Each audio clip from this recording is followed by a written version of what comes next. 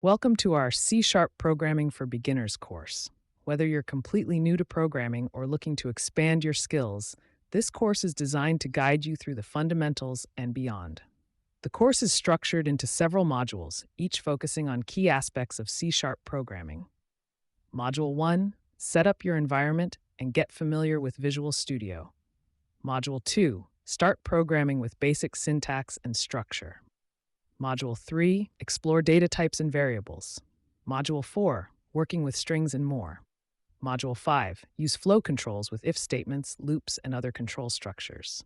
Module 6, using functions and methods to write reusable code. Module 7, learn object-oriented programming with classes, objects, and more. Module 8, handling and debugging errors. Module 9, file I/O. Along the way, you will also learn some finer tricks of the trade to make writing C# code easier. Make sure to code along with the tutorials. Practice is key.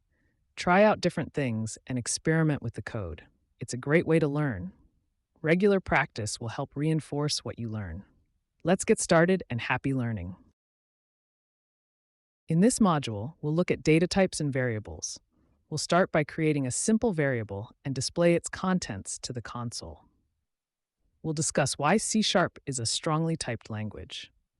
Then we look at the various ways of declaring and defining variables and see what the rules and conventions are when naming your variables. We'll introduce the double data type and take a quick look at the various numeric data types available in C#. We also show what happens when we have to mix the different data types. We look at some common math operators and some of the C# tricks to use them.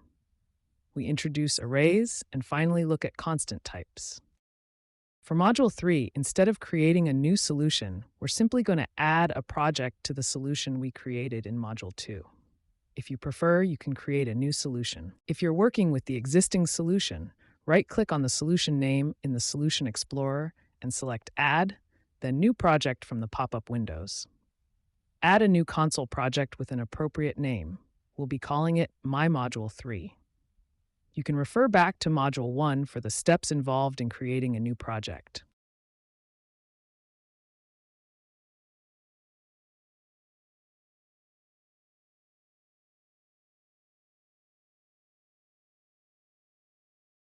We now have two projects in our solution, but My Module 2 is still the default project, indicated in bold text. To change this, right-click on the new project and select Set as Startup Project from the pop-up window.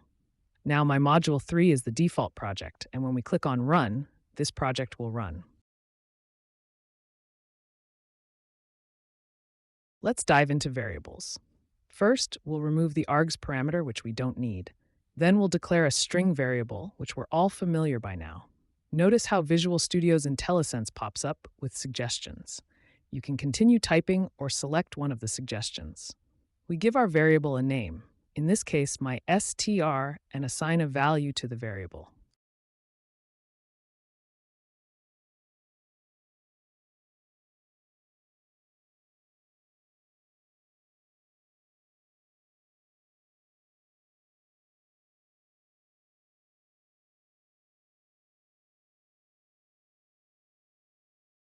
Then we use this value in our WriteLine method to display whatever content the myStr variable holds.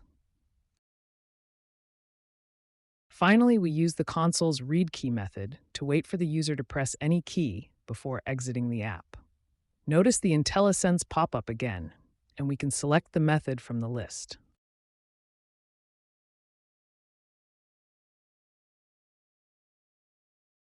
When you click the Run button, the source code will start building.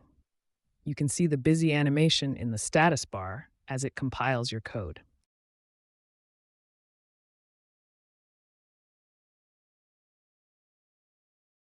The application runs and it displays the content of the myStr variable. Then it waits for you to press any key before closing the app. C# is a strongly typed language. This means every variable in your code must be of a specific data type. This has several benefits. First, Visual Studio will prevent you from assigning the wrong type of data to a variable. For example, in a language that is not strongly typed, You could accidentally assign a text value to a variable that is meant to hold a numeric value and try to do a calculation with it.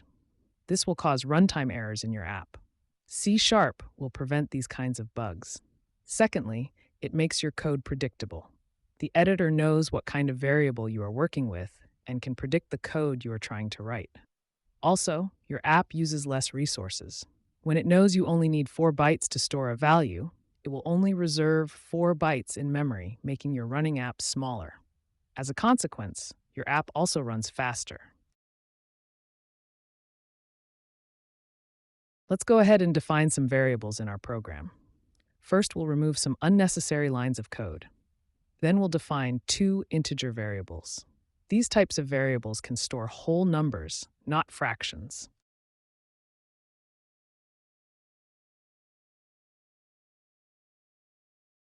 With similar types of variables like these, you can declare and define them on the same line.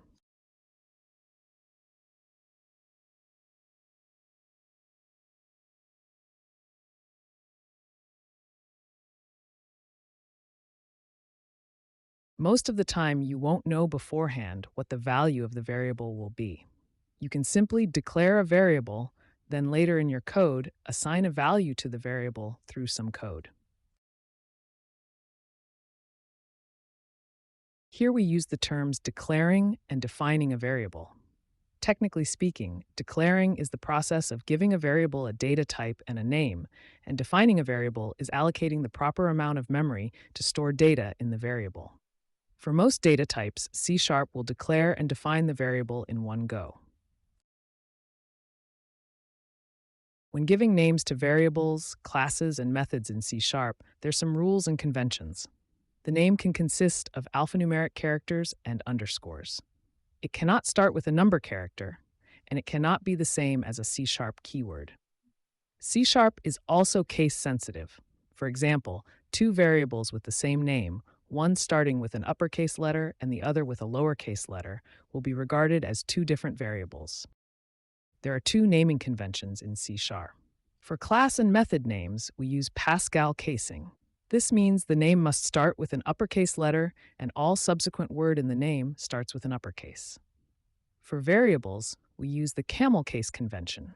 The first letter is always a lowercase letter, and all subsequent words in the name starts with an uppercase.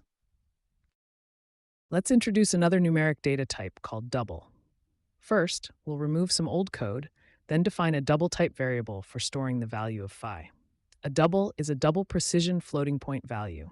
It can store very accurate fractions.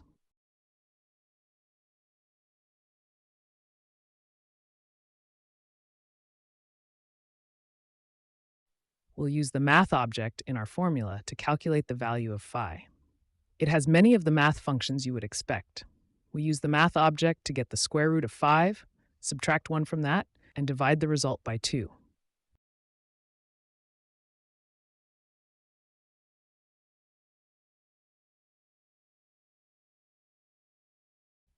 We'll write the result to the console.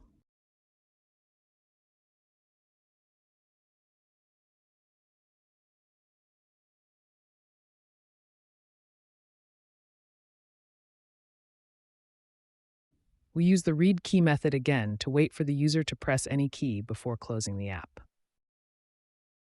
The math object, like the console object, is already pre-written for us and exists in the default system namespace.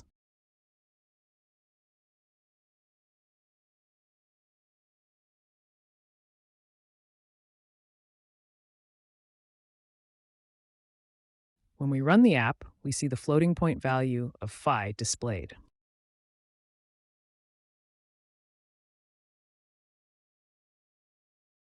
Here's a more complete list of the numeric data types in C#.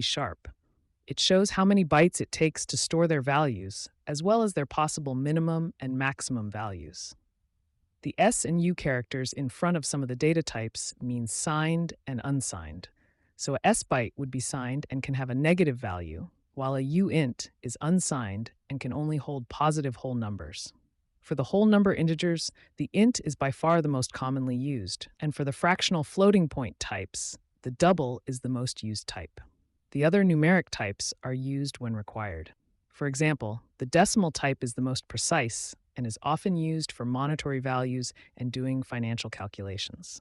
Let's look at the code we use to produce this list. The data types themselves have properties and methods.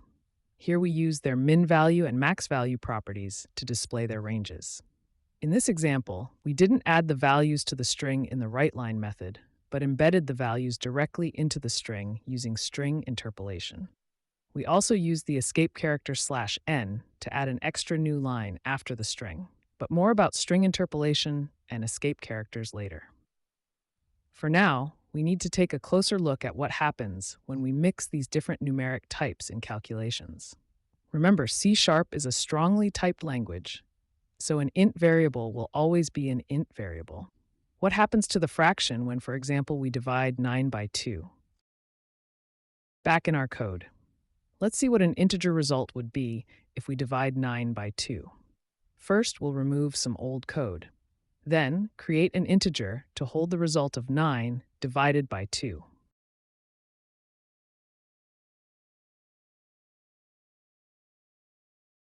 We write the result to the console and wait for the user to press any key before closing the app.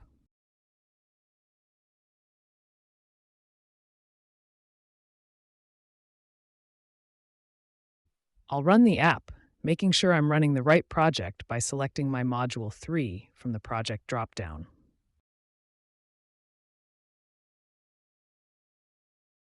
It will simply drop the fraction part and only keep the whole part. Let's see what happens when we try to mix a double variable with an int variable.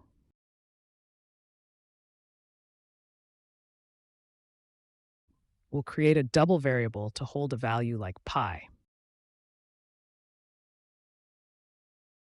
We then try to assign it to an int variable, but the editor gives us an error.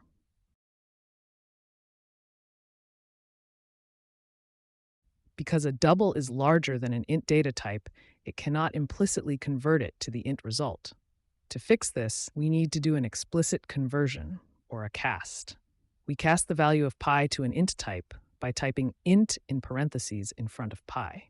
Now the editor is happy, and we can display the result again.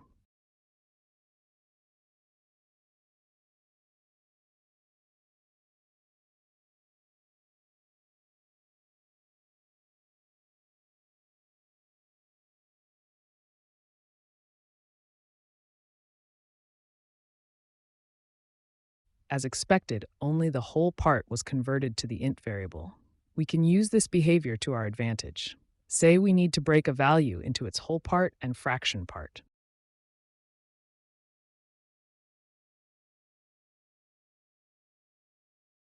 First, we can get the whole part by casting it to an int. Then we simply need to subtract the whole part from the value to get the fraction part. Remember, the variable holding the fraction part will need to be a floating point data type like float or double. Notice that C# don't mind converting an int to a double because an int is smaller in byte size than a double. Finally, we display the separated whole and fraction parts.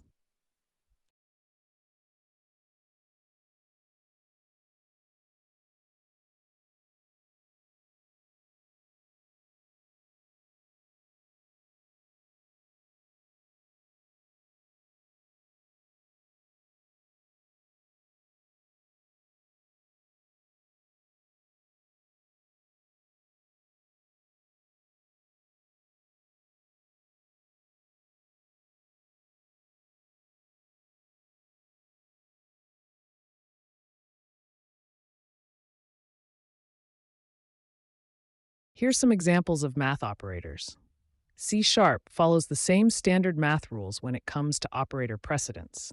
In other words, parentheses first, multiplication and division before addition and subtraction, etc.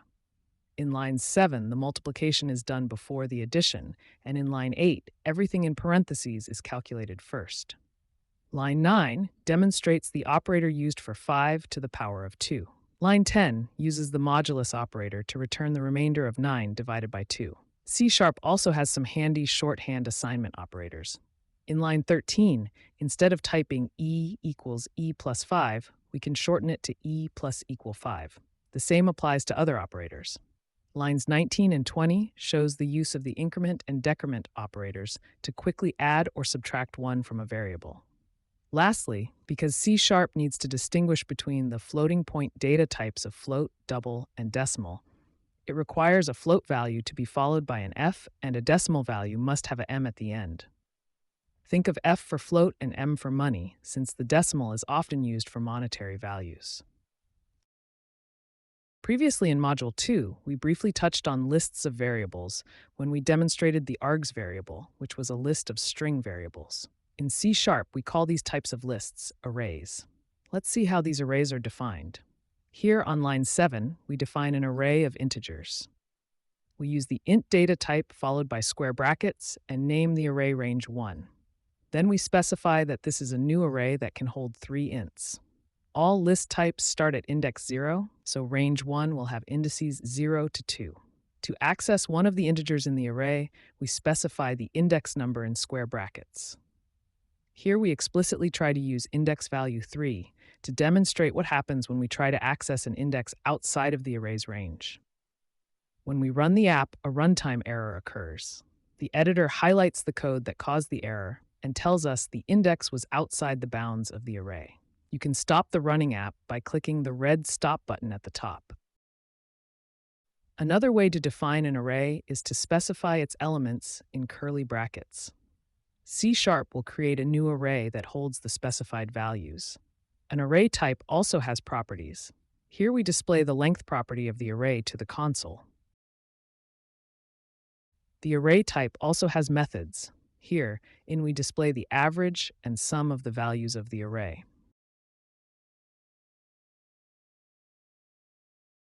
But arrays can be more than just a list of variables. An array can be multidimensional.